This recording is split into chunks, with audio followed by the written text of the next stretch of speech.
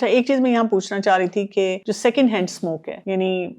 بیوی بچے ساتھ بیٹھے ہوئے اور فیملی ممبرز ہیں، کئی دفعہ فرینڈز بھی ہوتے ہیں، کولیگز بھی ہوتے ہیں، ان کو کیا چانس ہوگا کہ بھئی آپ سگریٹ پی رہے ہیں لیکن جو باقی دھواں اپنے اندر لے کر جا رہے ہیں ان کے اندر کینسر اتنا ہی ہوگا یا اس سے کم چانس ہوگا؟ ان میں کینسر کے امکانات بڑھ جائیں گے سے بالکل بڑھ جاتے ہیں، اتنے نہیں جتنے سگریٹ پینے والے کے ہیں لیکن بڑھ جاتے ہیں۔ میرے پاس کئی ایسے مریض آئے جنہوں نے زندگی میں کبھی سگریٹ نہیں پیا، لیکن ان کی نوکری ایسی تھی کہ وہ کسی بار میں یا ریسٹورینٹ میں کام کرتے تھے جہاں بہت لوگ بیٹھ کے سگریٹ پیتے تھے۔ ایک آدھ ایسا تھا جو کہ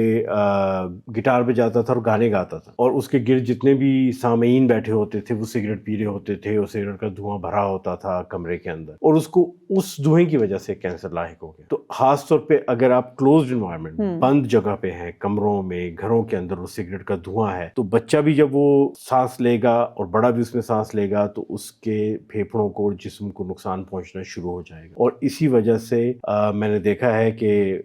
مغربی ممالک میں جو سگریٹ پینے والے ہیں وہ گھروں کے اندر کبھی سگریٹ نہیں پیتے، وہ گھر کے باہر دروازے سے باہر کھڑے ہو کے گلی میں یا سڑک کے کنارے سگریٹ پیتے ہیں۔